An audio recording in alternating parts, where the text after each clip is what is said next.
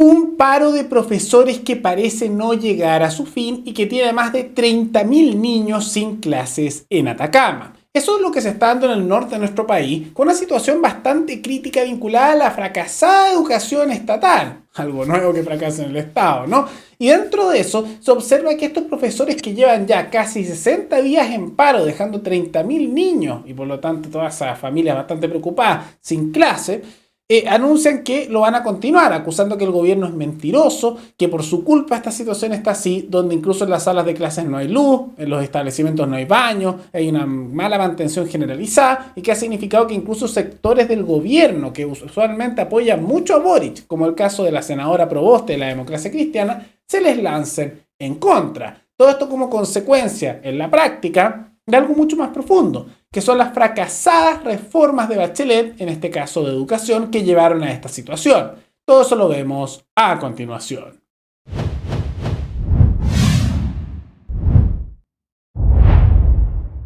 Tal como lo mencionamos al inicio del programa, los profesores en Atacama llevan ya prácticamente 60 días seguidos en paro y no van a volver a clase. Esto tras negociaciones con el ministro Cataldo, que es del Partido Comunista, parte del gobierno ahora de Boric, y que negoció con ellos pero no se llegó a ningún acuerdo, ¿no? Ahora la pregunta es ¿por qué están en paro? No es para subirse el sueldo, que sería la sorpresa porque usualmente los colegios de profesores se dan a paro por eso, sino que lo que ocurre es que en los establecimientos de Atacama, en las instalaciones educativas muchas veces no hay luz, no hay baños, no hay tampoco enchufes para poder usar sistemas eléctricos, están en un muy mal estado de mantención y todo eso además en un contexto de una degradación también dentro de lo que es la infraestructura de dicha institución, o sea, un mal cuidado enorme. Llega a tal punto que Proboste, que normalmente es muy pro gobierno, como esto le afecta a la región en la cual ella es senadora y quiere la reelección, ¿no? Incluso ella ahora se puso en contra del gobierno y criticar mucho a Boric diciendo que han sido negligentes y que esto es inaceptable. Bien curioso, porque ahora que se acercan no mucho tiempo más las elecciones para reelegirse en el cargo, ahí se preocupa. Porque después, todo lo que diga el gobierno, maravilloso, Boric, perfecto. Pero ahora que le afecta por posible reelección a futuro, porque esto es en su región, bueno, ahí se preocupa, ¿no? Curioso, ¿no? Ahora, ¿por qué está la situación tan mal en la región? Y vamos a ver qué es lo que dice después el ministro Cataldo, que es de educación y que lo está haciendo pésimo en su cargo. Esto se da en un contexto de todo el plan educativo conocido como la desmunicipalización. Ahora, ¿qué es esta desmunicipalización? Una reforma que se hizo el año 2017 en el segundo gobierno de Bachelet. Y como tantas cosas en nuestro país, tanto en área económica como educativa, con tantas cosas, la gran decadencia comienza con Bachelet y Piñera, en este caso Bachelet. ¿Qué era lo que impulsaba Bachelet? Que era inaceptable que hubiera tantos colegios subvencionados y tantos colegios privados, que era inaceptable que hubiera los colegios municipales, los liceos municipales. Por lo tanto, todo esto tenía que pasar a control directo del Estado central y por lo mismo tenían que pasar al control del Servicio Local de Educación Pública. Se hizo esa reforma. Se empezaron a hacer incentivos para que fueran acabándose los subvencionados, que eran un punto intermedio, que tampoco era la gran maravilla, pero era mejor que los estatales, en que una parte era pagada por los padres, otra parte por el Estado, un punto intermedio, mientras que los que son estatales, bueno, 100% estatal y funcionan pésimo, pero ahí están, muchas veces con adoctrinamiento, cosas por el estilo. Y lo que pasó es que al hacer el traspaso obligatorio de numerosos, de decenas, para no decir varios más, de colegios municipales, estos pasaron al control del Estado central. Y ahí empezó a haber una serie de problemas. Por un lado, empezó a haber poco presupuesto para temas de infraestructura, bajó la calidad del profesorado como también de la educación en general, y por lo mismo se dio una decadencia sistemática. Y ahí se da ese contexto, en el proceso de las reformas pro-estatización de la educación. Ahora, ¿cuál es la consecuencia que sacamos de todo esto? Que mientras más cosas se hace el Estado central, mientras el Estado se encarga de más cosas, peor lo hace, ¿no? Y por lo mismo, la calidad en Chile siempre ha sido que lo que es privado va siendo progresivamente mejor que lo que es estatal a nivel generalizado. Y por lo mismo, en vez de empujar que hubiera más instituciones privadas, más competencia y tal vez potenciar para que mejoraran los subvencionados, quisieron estatizar y empeorar la situación, ¿no? Ese es el contexto. Como siempre, reformas de Bachelet y de Piñera destruyendo el país y el futuro. Casi todos los problemas actuales tienen su origen ahí. Algunos son anteriores, ¿no? Pero tienen su origen ahí. Y ante toda esta situación, bueno, se dan a paro por todo ese problema. Ahora Cataldo dijo que habían negociado con los profesores y que se estaban preocupando del tema y habían comenzado ya los arreglos de numerosos establecimientos educativos y que era súper importante que los profesores volvieran a clase porque había más de, y cito, 30.000 estudiantes sin clases en Atacama, por lo que ya son casi 2 meses, lo que por supuesto tiene efectos en la calidad educativa que tienen, que tampoco era lamentablemente muy buena porque la educación pública chilena es bastante deficiente, pero de todas maneras mejor que nada, ¿no? Entonces, dentro de esa situación se ha visto eso y dijo que había una obligación, un derecho a la educación y por lo tanto tenían que ir a trabajar. Bien curioso, cómo dicen eso ahora, y cuando ellos no estaban en el gobierno apoyaban por completo los paros sistemáticos y que no fueran a clases y eso en varias épocas, tanto con lo que fue el COVID como también en periodos anteriores con lo de las marchas estudiantiles, etcétera. No deja de ser curioso, ¿no? Ahora, eso de que estaban negociando y que habían estado ya reparando y arreglando muchas cosas, los profesores dijeron que era mentira y que el gobierno estaba mintiendo descaradamente. E incluso se reveló que este no es un problema que se supiera recién ahora, sino que se sabía desde hace más o menos 6 meses y como tantas otras problemáticas, como fue la que vimos hace poco del caso en la salud, donde también lo están ignorando, o los casos de corrupción, que han tratado de ignorarlo, esto lo ignoraron. Les avisaron hace más de 6 meses que había estos problemas graves, críticos de infraestructura y de problemas de financiamiento y de baja calidad, y el gobierno lo recibió con el Ministerio de Educación en su momento, que Cataldo no está en el cargo, pero el gobierno mismo de Boric, y lo ignoraron. Porque ya saben, eso fue con Ávila en su momento, ¿no? El ministro anterior de Educación.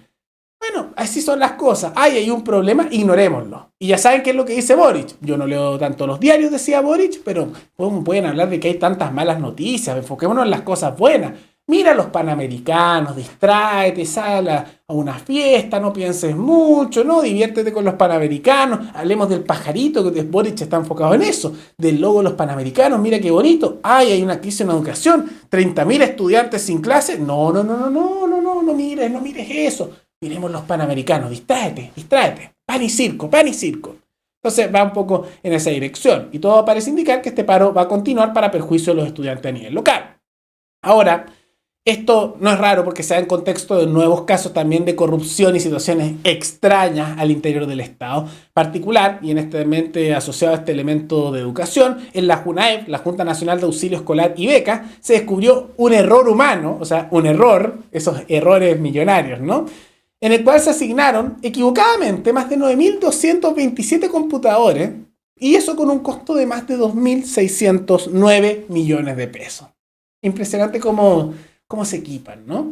Entonces, como que sí, cómo se van equivocando. O sea, nos equivocamos, perdimos mal 2.609 millones de pesos. Por error, ¿no? Y se lo entregaron a familias y también a individuos que no les correspondía entregar. No sería raro que los que asignaran de repente a algún familiar le llegó también un computador, no me sorprendería para nada. Todo eso en un contexto también, dentro de detecciones por parte de Contraloría, que hay numerosos casos de corrupción y abuso al interior del programa Mejor Niñez, donde se descubrieron atención deficiente y traspasos anómalos. O sea, se robaron plata. Eso es la región de los lagos. Entonces es un problema generalizado. Nuevamente, se repite lo que tantas veces hemos visto en el pasado. Si el Estado se encarga, el Estado lo hace mal. Porque al final tiene toda la lógica que lo hagan mal. Porque total es un monopolio, ¿no? Y el monopolio más grande de todo. Muchas veces hablan de los monopolios privados, los que en un libre mercado real eso no ocurren, ¿no? Y cuando hay monopolio usualmente de mercado en la actualidad es porque los estados se lo aseguran con leyes, con subsidios, con barreras de entrada. Pero el monopolio absoluto que siempre está es el Estado. El Estado no tiene competencia. El Estado tiene un poder absoluto. ¿Quién controla esto? Algunos van a decir no. La Contraloría. ¿Y quiénes están en Contraloría? Los del mismo Estado, nombrados por el mundo político. Los de Servicio de Impuestos Internos. Esos mismos del Estado que no persiguen los casos de corrupción cuando les conviene y que su director lo nombra el presidente. Es que el Congreso, la separación de poderes. Los políticos que están metidos en todo eso. No, el Poder Judicial. Ese mismo que son funcionarios estatales, varios de ellos politizados.